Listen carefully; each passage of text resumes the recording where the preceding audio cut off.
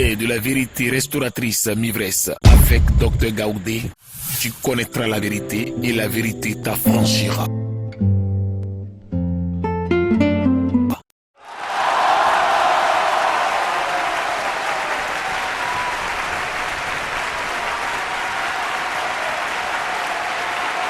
Amen. Amen.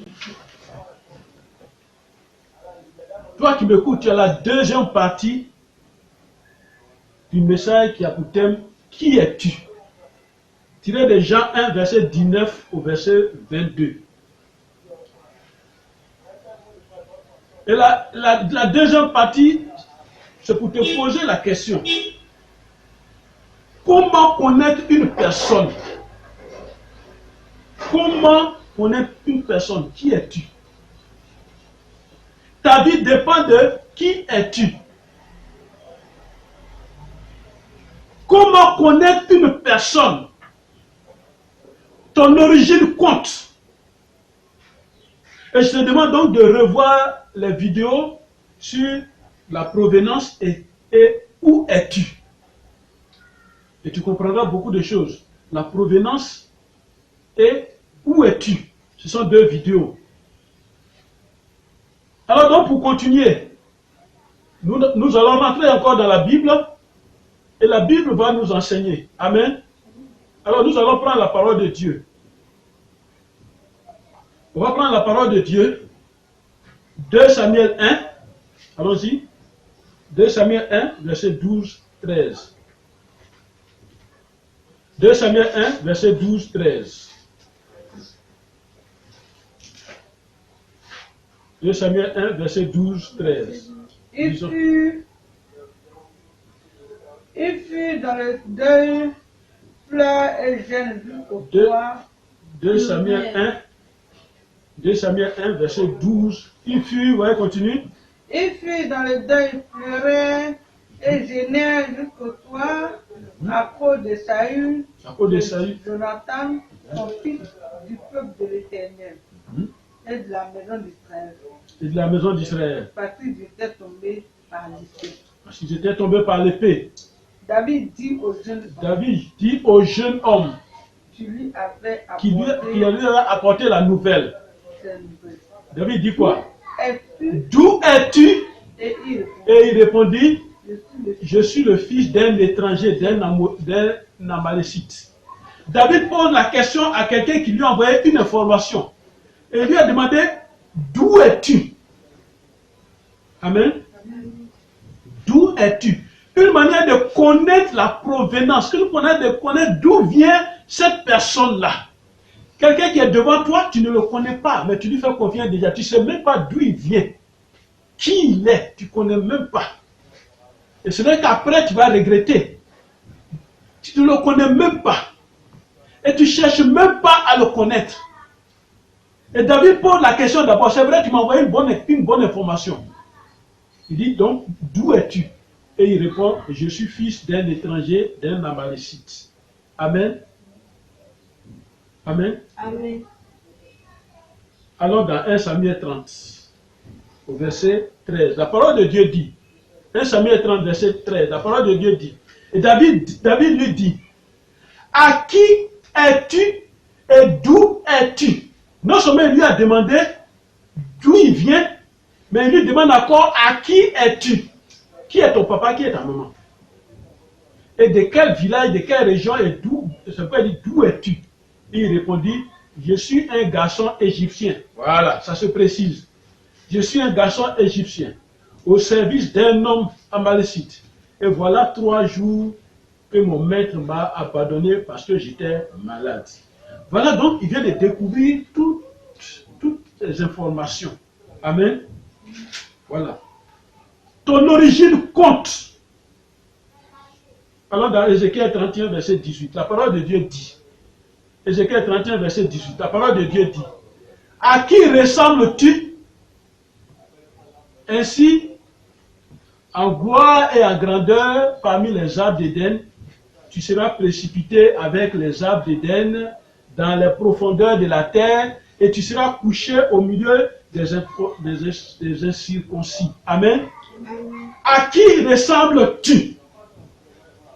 Voilà. À qui ressembles-tu? La ressemblance. Amen. À qui ressembles-tu? La ressemblance. À qui tu te ressembles? À qui tu ressembles? Et quand on regarde les actes que tu poses, quand on regarde ton comportement, quand on regarde ton agissement, ta manière de parler, à qui tu ressembles? Pas à un chrétien. Voilà, c'est pas comme ça un chrétien agit, c'est pas comme ça un chrétien se comporte. Et c'est pourquoi Josué 1, verset 8, la parole de Dieu dit: de quel peuple es-tu? De quel peuple es-tu? Ça, c'est à Jonas, les gens posaient la question dans le bateau. Tu es rentré parmi nous, dans notre bateau, le bateau a des problèmes. De quel peuple es-tu? De quelle ethnie, pour te dire, de quelle ethnie es-tu? Parce que chaque ethnie a son comportement, son caractère, sa manière d'agir, de faire. De quelle langue es-tu? De quelle région es-tu? De quel village es-tu? Tu es de quel village? Cette question va permettre d'avoir toutes les informations sur toi. De quel pays es-tu? Parce que les traces sont toujours là. Amen.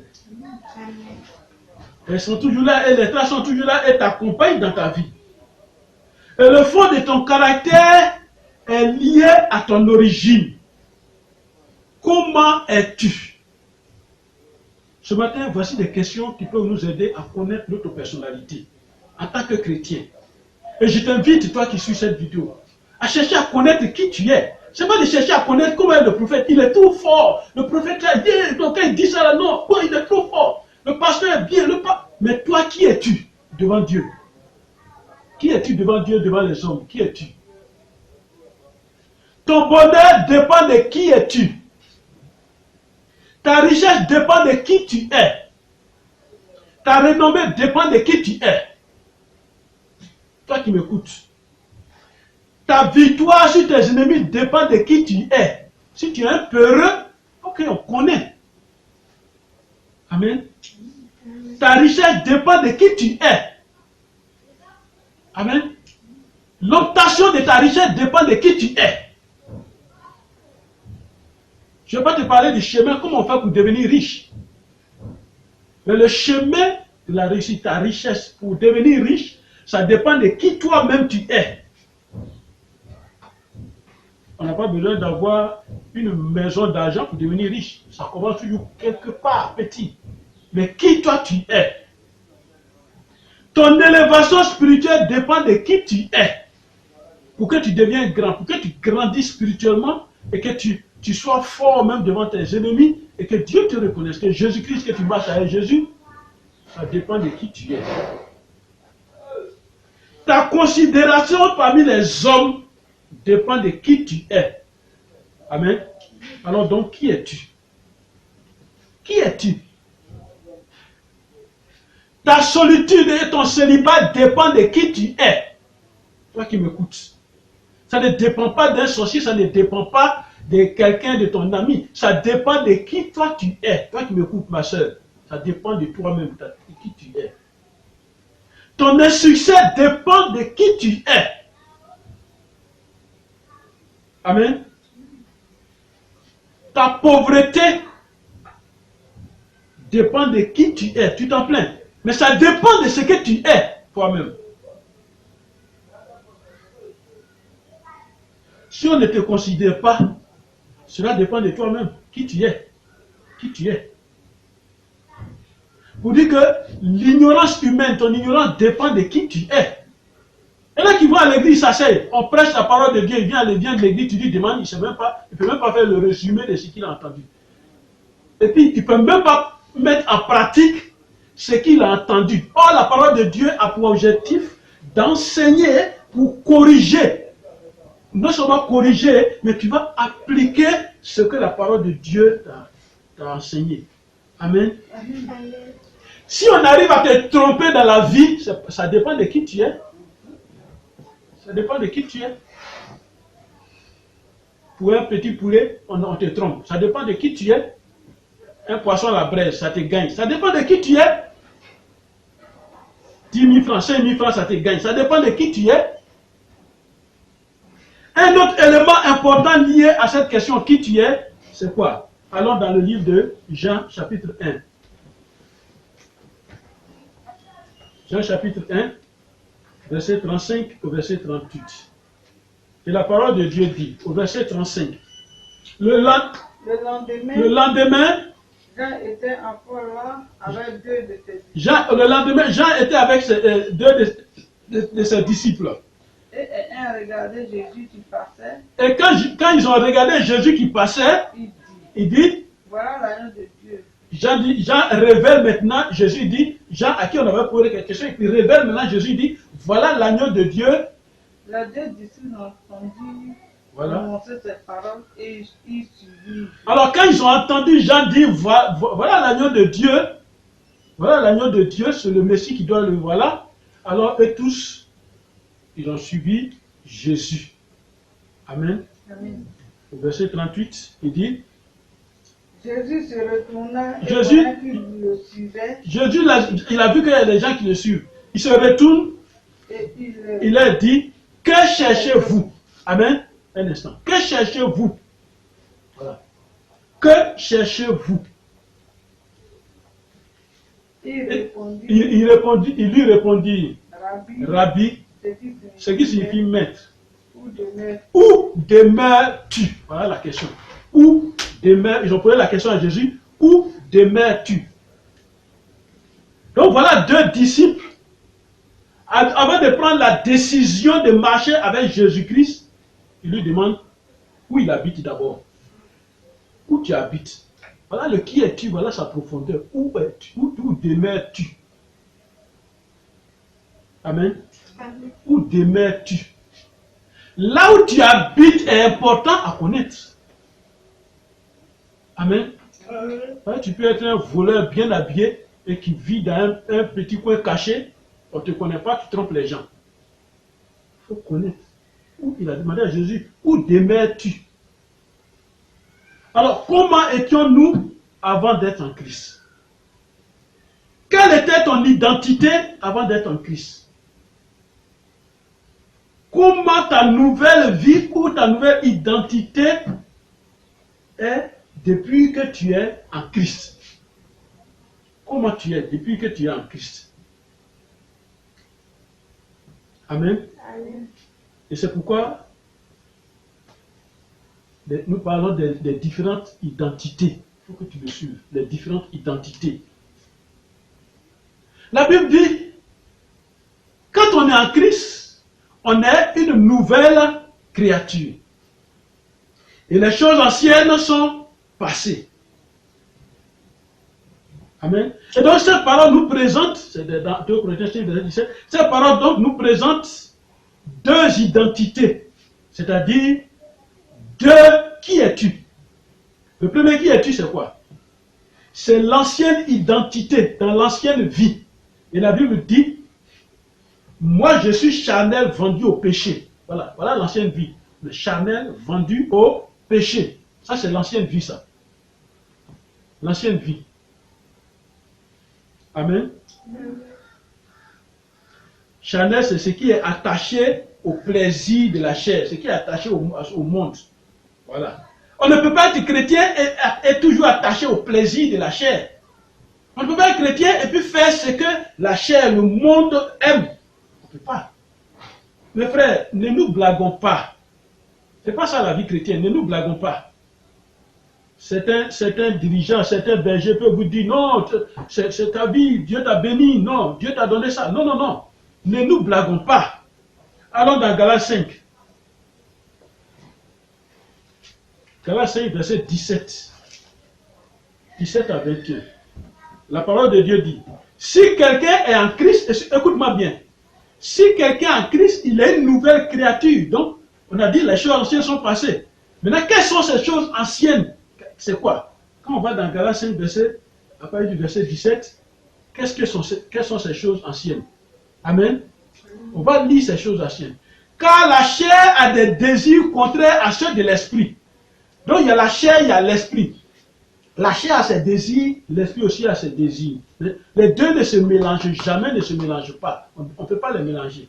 Et l'esprit a de contraires à ceux de la chair. Ils sont opposés entre eux. Ils sont opposés. Afin que vous ne fassiez point ce que vous voulez. Ils sont opposés. Amen. Si vous êtes conduit par l'esprit, vous n'êtes point sous la loi. Amen. Or, les œuvres de la chair sont manifestes. C'est quoi? Voilà les anciennes vies, l'impudicité, l'impureté, la dissolution, l'idolâtrie, la magie, les inimitiés, les querelles, les jalousies, les animosités, les disputes, les divisions, les sectes, l'envie, l'ivrognerie, les excès de table et les choses semblables. Il y en a tellement qu'on dit et les choses semblables. Je vous le dis d'avance, comme je l'ai déjà dit. Ceux qui commettent de telles choses n'hériteront point le royaume de Dieu. C'est la Bible qui le dit. Alors comment tu peux aller au paradis, comment tu peux hériter le royaume des cieux si ces choses-là sont en toi? Ceux qui commettent de telles choses n'hériteront point le royaume des cieux. Amen. Amen. Qu'est-ce que le Seigneur veut de nous en nous appelant? Qu'est-ce qu'il veut de nous? Comme on est dans Galates 5, on va voir Galates 5, verset 13. La parole de Dieu dit. Verset 13. Frère, frère, vous avez été appelés à la liberté. Mon frère, toi qui m'écoutes, tu as été appelé à la liberté. Amen. Tu as été appelé à la liberté. Tu n'as pas été appelé pour être esclave de quelqu'un. On n'a pas payé sa maison, donc toi, ton argent, c'est pour lui. Tu n'arrives même pas à acheter ça de riz chez toi à la maison, tu dois acheter ça de riz pour quelqu'un parce qu'il est pasteur ou bien quoi. Non, c'est pas mauvais de le faire.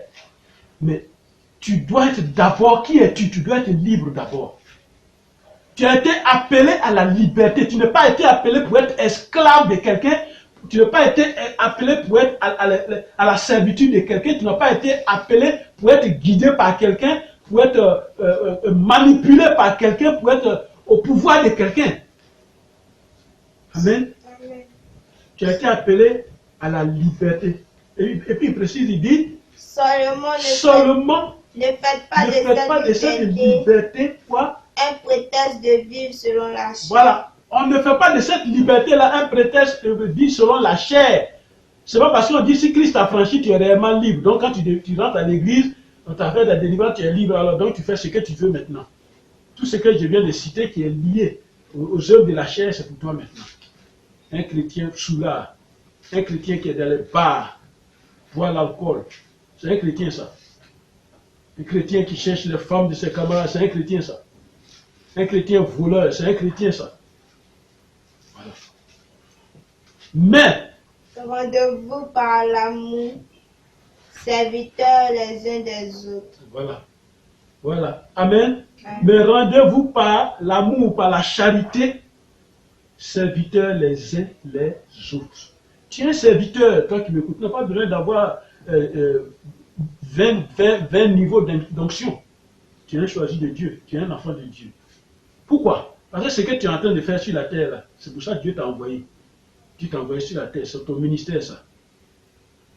Amen. Amen. Amen. Amen.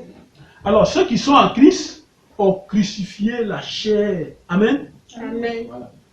Ils ont crucifié la chair avec ses passions et ses désirs. Ça veut dire quoi? Ceux qui sont en Christ, là, crucifiés, là, ça fait mal.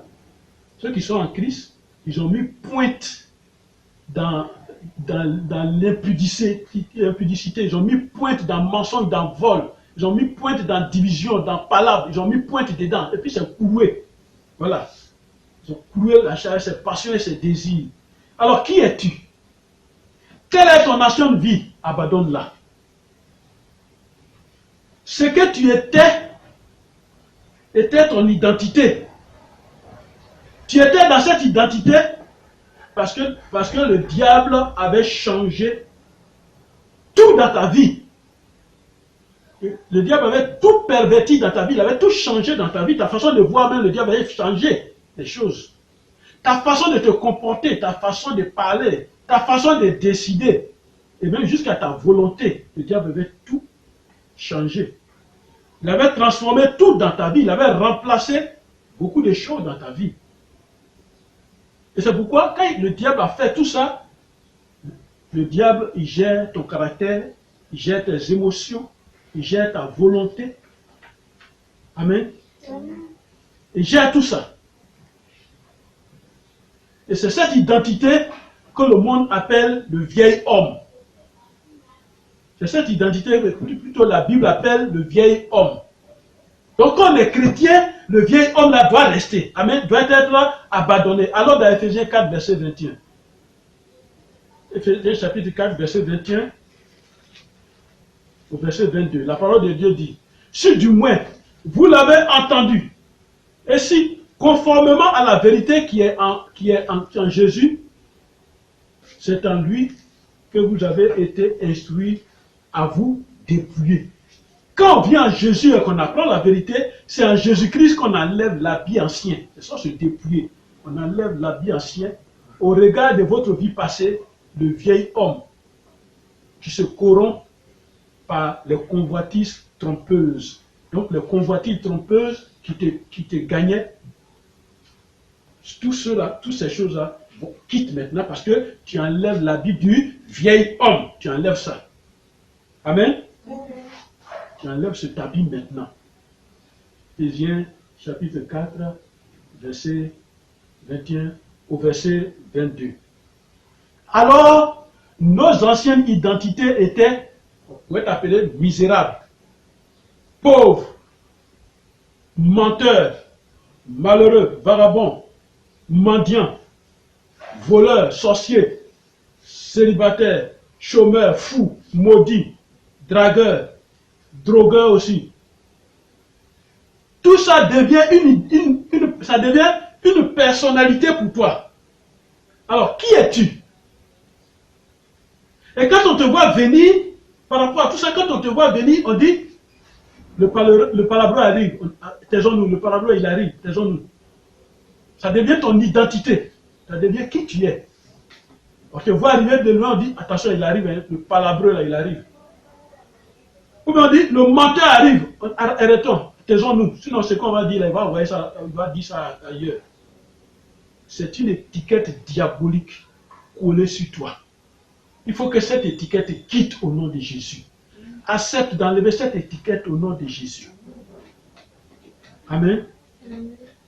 Écoutons le nom de quelqu'un dans la Bible. L'identité de quelqu'un dans la Bible. Quelle est cette identité? Cette personne-là, son identité dans la Bible. On va écouter. C'est dans Matthieu chapitre 12, au verset 22. Prenons la Bible. Matthieu chapitre 12, verset 22.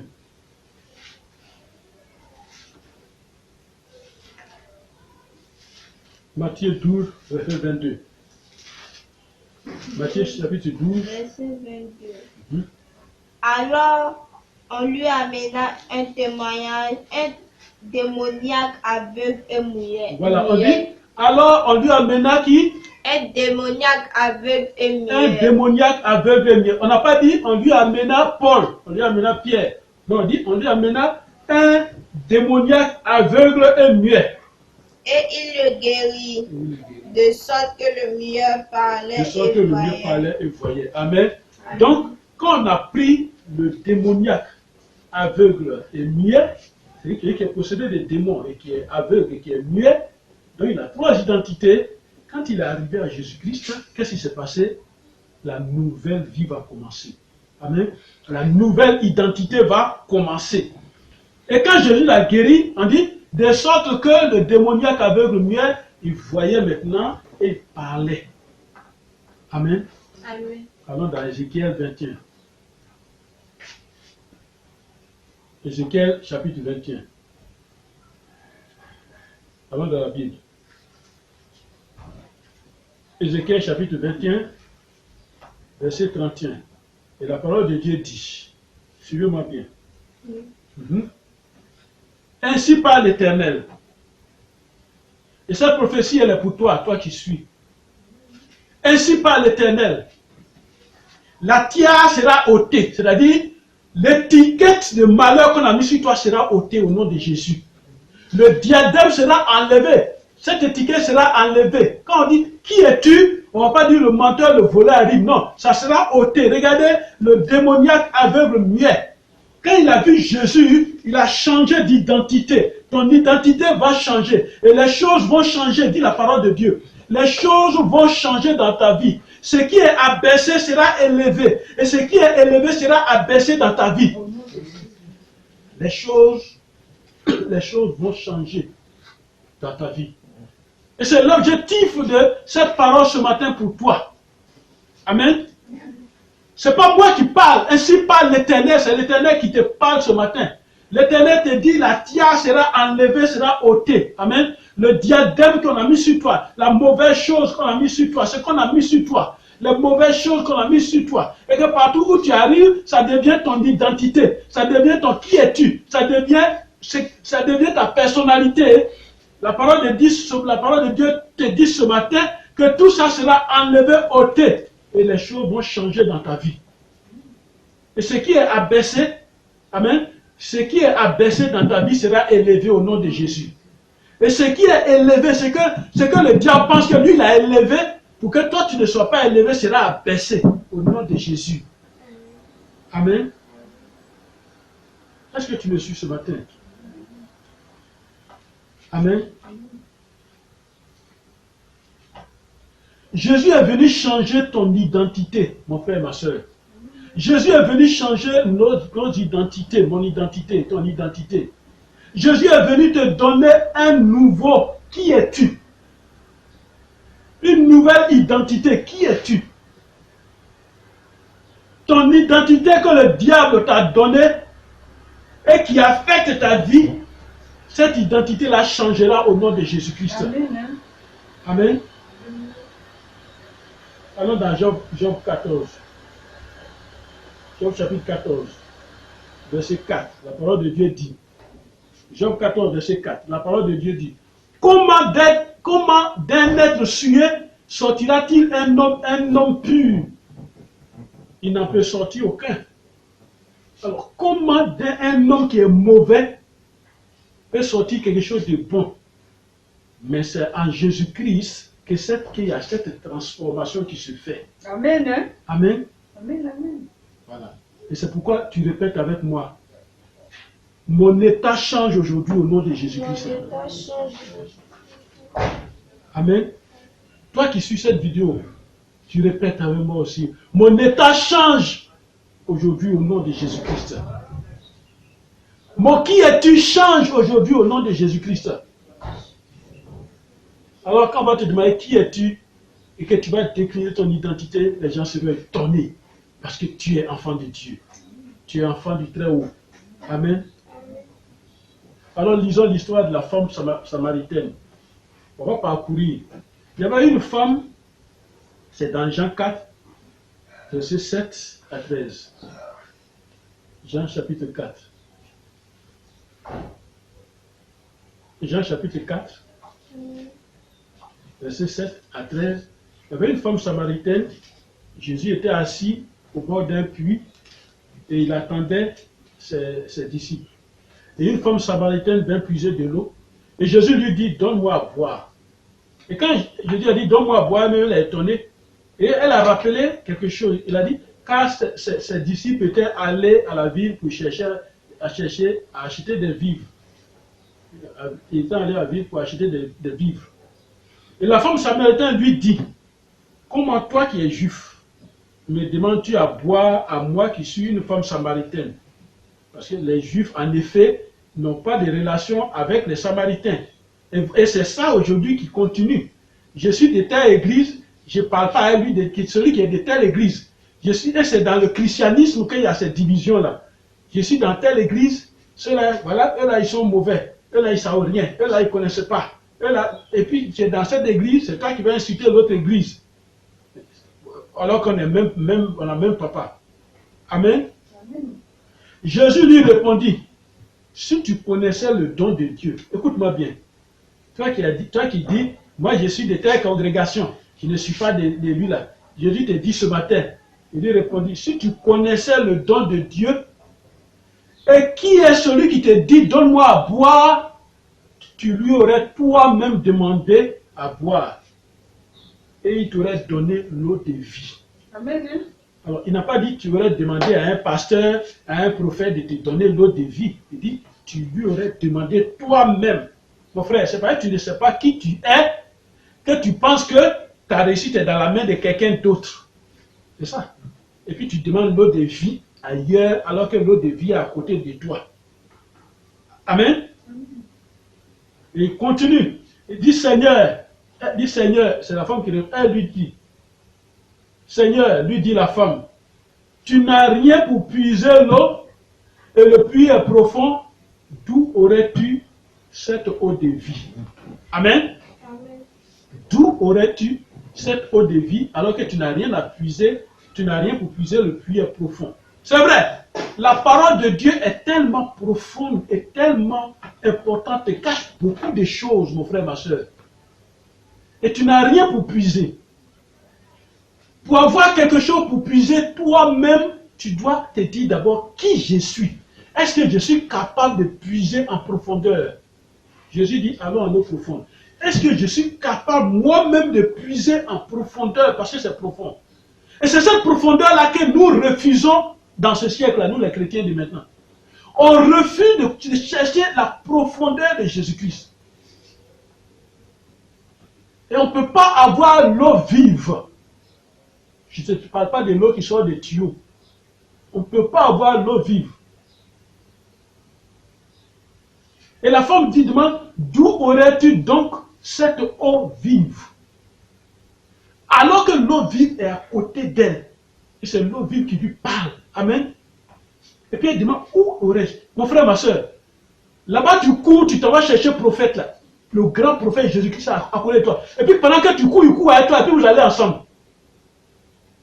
Et quand tu n'es pas satisfait, tu cours, tu reviens, il est à côté de toi. Et puis il te montre des signes. Amen. Maintenant le Seigneur va répondre. Seigneur, lui dit la femme. Et elle va dire, elle continue, es-tu plus grand que notre Père? Voilà. Es-tu plus grand que le prophète que nous allons voir toujours? Notre Père Jacob, qui nous a donné ce puits, qui a créé cette église. Tu es plus fort que lui, toi qui me parles. Et qui en a bu lui-même, ainsi que ses fils et ses troupeaux. Alors Jésus va répondre. Il dit, quiconque boit de cette eau, aura encore soif. Ton puits là, il aura encore soif. Mais celui qui boira de l'eau que je lui donnerai n'aura jamais soif. Amen. Tu vas te demander, mais de quelle soif on parle? Non, je ne te parle pas de soif, j'ai envie de boire de l'eau, je bois l'eau. Non. Ton âme a soif de la vérité. Ton âme a soif de connaître Jésus-Christ. Ton âme a soif de connaître ce que c'est que la foi. Ton âme a soif de connaître toutes les âmes spirituelles qu'il te faut pour avoir la victoire sur tes ennemis. Ton âme a soif de connaître les choses de la vie. Ton âme a soif d'un affranchissement. Ton âme a soif. Venez aux jours, vous tous qui avez soif. Venez boire gratuitement. Amen. Tu es la lumière du monde. Il y a des choses à changer dans ta personnalité. Ton caractère, il y a des choses à changer. Ton comportement, ton individualité, la haine en toi, l'esprit non pardonnable, l'esprit de vengeance. Et c'est pourquoi Galates 4, verset 8 dit, autrefois, on servait d'autres dieux qu'on ne connaissait pas. Autrefois, c'était le caractère que tu servais, tu ne connaissais pas. Le comportement, les choses que tu faisais, que tu ne connaissais pas. Et quand tu fais ce qui n'est pas conforme à la parole de Dieu, tu sers un autre Dieu de cette manière. L'Église Amen. Amen. L'Église ne détermine pas ta personnalité. Je te demande de revoir ma vidéo sur la dépersonnalisation. La dépersonnalisation. La Bible est la seule référence. La Bible est la seule référence à consulter pour nous changer, pour te changer. Ce n'est pas quelque chose d'autre. C'est la Bible seulement. Éphésiens 2. Lisons Éphésiens 2.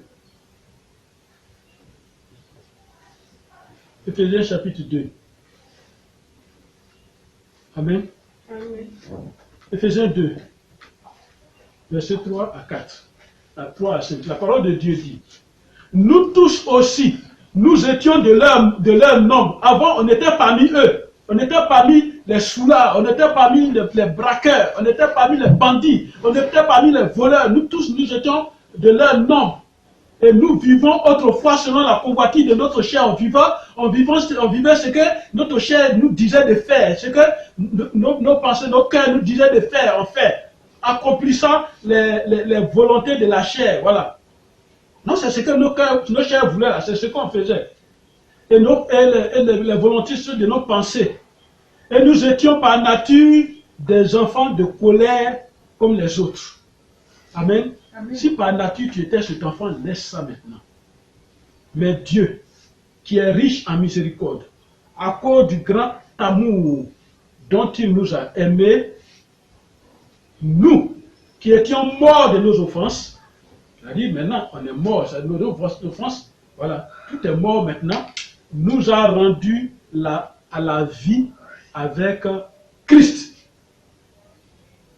Et c'est par grâce que vous êtes sauvés.